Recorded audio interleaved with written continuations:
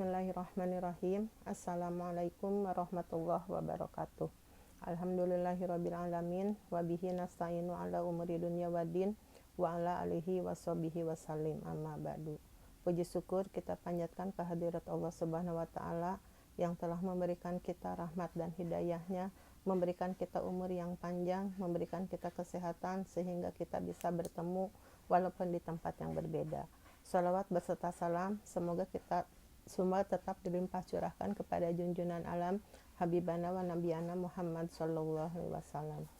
Anak-anakku kelas 7 SMPN Negeri 1 Pleret yang ibu sayangi dan ibu banggakan, pertama-tama ibu ucapkan selamat kepada kalian yang telah diterima menjadi siswa di SMPN 1 Pleret.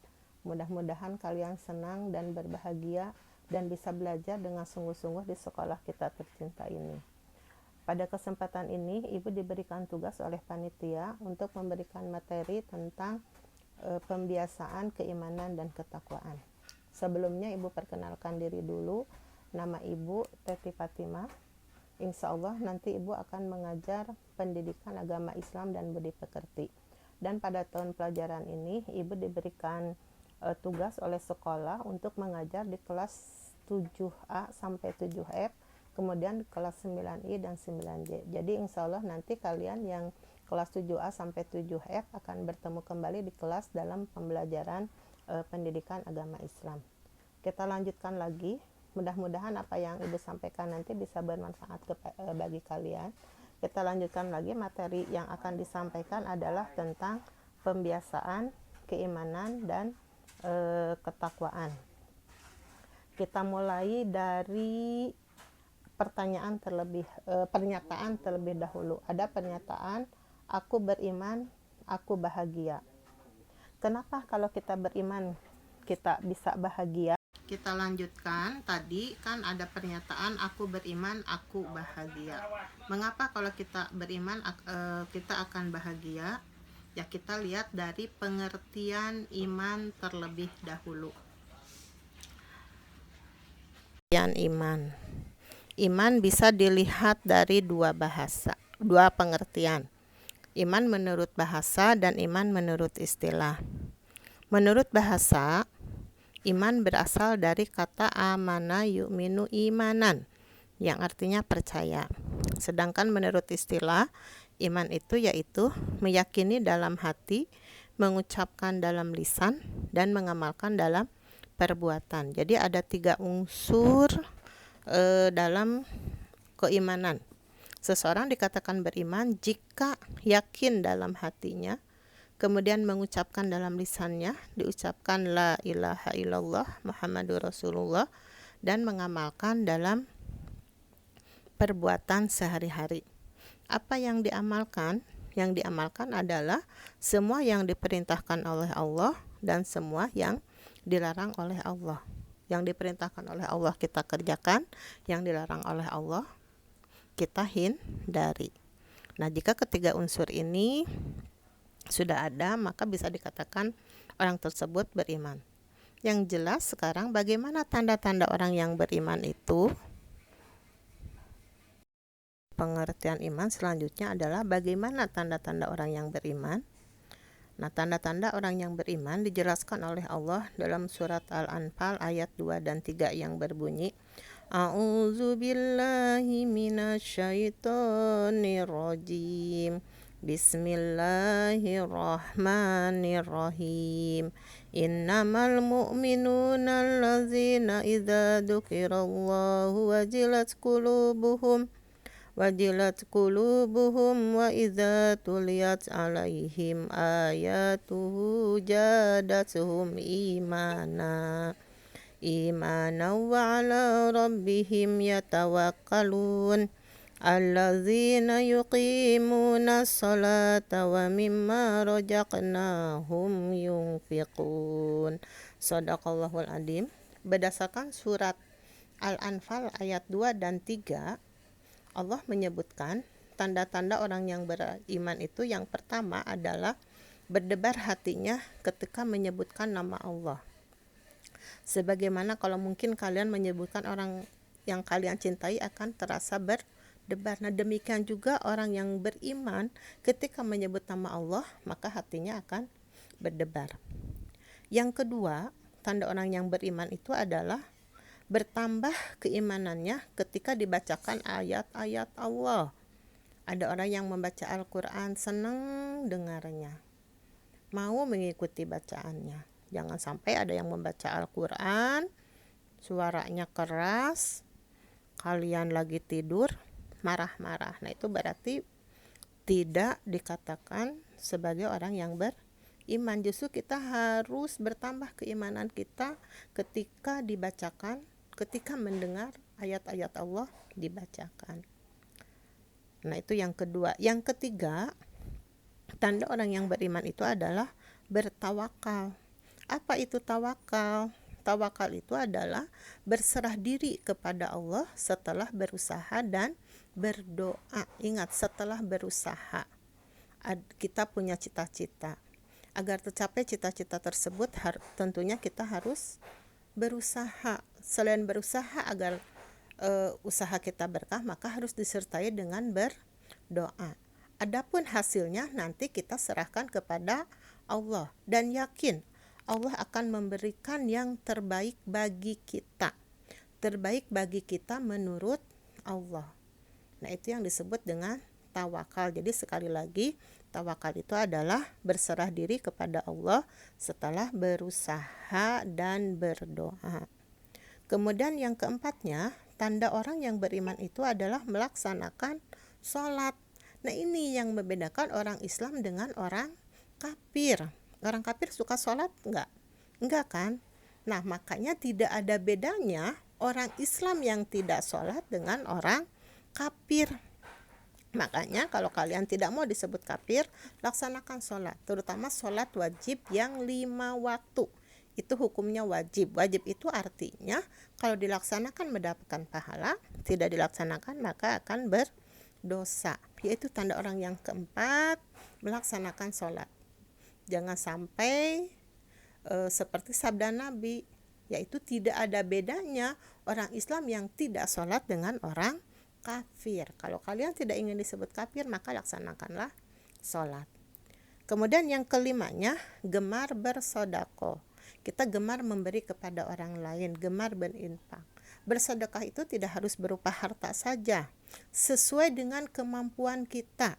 Kita punya tenaga, bersedekah dengan tenaga. Kita punya harta, sedekah dengan harta. Atau kita hanya punya senyum, biar bisa membuat orang lain senang, membuat orang lain menjadi meningkat imunnya, maka sedekahlah dengan senyum. Ya, nah itu diantaranya tanda-tanda orang yang beriman. Jadi sekali lagi, yang pertama, berdebar hatinya ketika menyebut nama Allah. Yang kedua, bertambah keimanannya ketika dibacakan ayat-ayat Allah.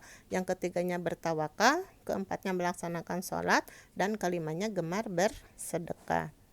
Selanjutnya kita lanjutkan ke wujud keimanan. Tiga adalah wujud keimanan. Dengan apa keimanan itu terwujud? Keimanan terwujud terkumpul dalam rukun iman. Ada berapa rukun iman semuanya? Ya, ada 6. 1 yaitu iman kepada Allah, 2 iman kepada malaikat Allah, 3 iman kepada kitab-kitab Allah, 4 iman kepada rasul-rasul Allah, 5 iman kepada hari kiamat, dan 6 iman kepada qada dan qadar. Nah, itulah wujud dari keimanan. Selanjutnya yang terakhir adalah bagaimana mewujudkan diri kita sebagai seorang pelajar, mewujudkan dalam diri kita sebagai seorang pelajar, mewujudkan keimanan dalam diri kita sebagai seorang pelajar. Nah, ada hal-hal yang bisa dilakukan pelajar untuk mewujudkan keimanan pada dirinya. Yang pertama, melaksanakan ajaran agama. Nah, ini ya, makanya kalian sering-seringlah mendengar ceramah, mengikuti pengajian, sehingga kalian bisa melaksanakan ajaran agama yang diperintahkan oleh Allah. Kemudian yang kedua, berbakti kepada orang tua dan guru. Nah, ingat, berbakti kepada orang tua dan guru ini adalah perintah Allah. kalian sekarang banyak berada di rumah. Berbaktilah kepada orang tua kalian. Apa yang bisa kalian kerjakan sekarang untuk berbakti kepada orang tua? Ya, di antaranya adalah menuruti nasihatnya dan meringankan pekerjaannya. Tentunya kalau memberi uang kan kalian belum punya penghasilan apa-apa. Jadi yang baru bisa kalian kerjakan sekarang adalah membantu meringankan pekerjaannya. Kemudian selain berbakti kepada orang tua, juga jangan lupa berbakti kepada guru. Guru itu siapa? Guru itu adalah orang yang memberikan ilmu kepada kita di sekolah, di tempat ngaji. Semua orang yang memberikan ilmu kepada kita, maka itu disebut guru dan kita wajib berbakti kepadanya. Nah, bagaimana caranya berbakti kepada guru di masa pandemi seperti ini, di mana kita tidak bertatap muka di sekolah, tapi kita hanya belajarnya daring, belajarnya hanya jarak jauh. Nah, salah satu cara berbakti kalian pada guru di saat sekarang ini adalah kalian ikuti setiap pelajaran yang diberikan oleh guru, kemudian kerjakan tugasnya, ya, dan tetap ikuti juga nasihatnya. Ya, itu yang kedua, yaitu berbakti kepada orang tua dan guru. Kemudian yang ketiga, bersungguh-sungguh dalam belajar. Kalian sekarang alhamdulillah sudah diterima di SMP Negeri 1 Pleret. Tentunya kalian harus bersyukur. Cara bersyukurnya bagaimana? Yaitu dengan bersungguh-sungguh kalian dalam belajar. Sekali lagi ibu ingatkan, walaupun dalam masa pandemi seperti ini kita belajarnya PJJ, tapi tetap kalian tidak boleh bermalas-malasan. Setiap hari mulai dari sekarang sudah harus siap untuk belajar. Bangun subuh, jangan lupa sholat subuh, mandi, kemudian siap-siap dengan HP-nya. Ya, ikuti pelajaran yang disampaikan oleh guru. Jadwalnya insya Allah nanti selesai MPLS ini akan diberikan oleh kurikulum. Ikuti dengan sungguh-sungguh sehingga walaupun dengan masa pandemi seperti ini kalian tetap bisa belajar dengan baik dan memperoleh hasil yang maksimal. Kemudian yang keempatnya, yang bisa dilakukan itu adalah menjauhkan dari segala hal yang dilarang agama, yang dilarang oleh agama. Kalau tadi di awal kalian diharuskan melaksanakan ajaran agama, itu perintah Allah yang harus kalian laksanakan. Dan yang terakhir sekarang adalah wujud keimanan, itu kalian harus bisa menjauhkan diri dari segala hal yang dilarang oleh agama. Apa saja yang dilarang oleh agama?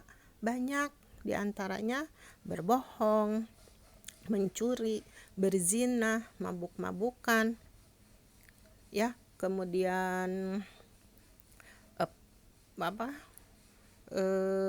mengambil barang orang lain, tidak ikut belajar. Nah, itu semuanya adalah pekerjaan yang dilarang oleh agama. Membantah guru, membantah orang tua, itu adalah pekerjaan yang dilarang oleh agama. Itu harus kalian tinggalkan. Nah, ini diantaranya wujud ataupun perwujudan keimanan yang bisa dilakukan oleh kalian sebagai seorang pelajar. Sekali lagi, tadi melaksanakan ajaran agama, yang kedua berbakti kepada orang tua dan guru, dan yang ketiga bersungguh-sungguh dalam belajar, kemudian menjauhkan diri dari segala hal yang dilarang oleh agama. Nah, ingat apa yang ibu sampaikan tadi itu harus kalian tulis, ya, dari awal sampai akhir, sampai yang barusan.